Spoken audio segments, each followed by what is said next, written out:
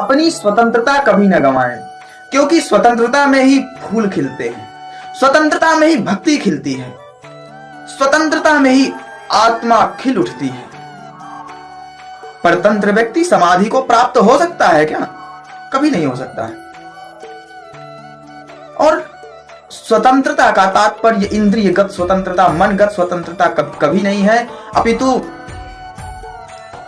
गुरुओं की परतंत्रता को स्वीकार करने वाली जो स्वतंत्रता है, शास्त्रों की परतंत्रता को स्वीकार करने वाली जो स्वतंत्रता है, आपके आत्मचिंतन की जो स्वतंत्रता है, आपके परमात्म चिंतन की जो स्वतंत्रता है, आपके भक्ति की जो स्वतंत्रता है, उसको कोई छीन ना सके। हमें हमेशा यह प्रयासरत रहना चाहिए, आपके चिंतन को कोई छीन ना सके, आपकी भक्ति को कोई छीन ना सके। और यदि कोई ऐसा है आपके जीवन में, उसको तत्क्षण अपने जीवन से बाहर कर देना चाहिए।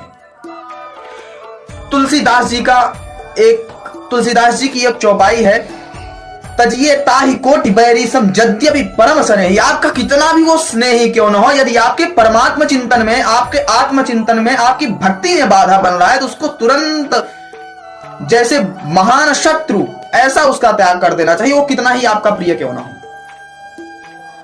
तो इंद्रियों का परतंत्र व्यक्ति कभी स्वतंत्र नहीं हो सकता है, किंतु आपके आत्मचिंतन की स्वतंत्रता, आपके परमात्म चिंतन की स्वतंत्रता कभी कोई छीन न सके। यह ध्यान रखना है हमेशा, और यह स्वतंत्रता बरकरार रहनी चाहिए। आपको भक्ति मार्ग में ऊपर उठने के लिए यह स्वतंत्रता, आत्मचिंतन की स्वतंत्रता और गुरुओं की, शास्त्रों की परतंत्रता, क्योंकि आपके आत्मचिंतन में गुरु और शास्त्र कभी बाधक नहीं हो सकते हैं। आपका यदि आत्मचिंतन चल रहा है, आपका यदि चिंतन सही है, तो शास्त्र उसमें कभी बाधा नहीं बन सकते। आप किसी भी कार्य में हैं, शास्त्र तो कहते हैं यदि आपका चिंतन सही हो तो आप किसी भी कार्य में हो। गुरु कभी आपके चिंतन में बाधा नहीं बन सकता है, अन्य कोई भी व्यक्ति आपके चिंतन में, और वो गुरु ही नहीं है जो आपके आत्मचिंतन में बाधा बने।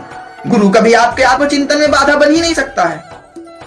और यदि कोई आपके आत्मचिंतन में बाधा बन रहा है, आपकी भक्ति में बाधा बन रहा है, तो वो कभी गुरु ही नहीं है, उसका भी तुरंत त्याग कर देना चाहिए।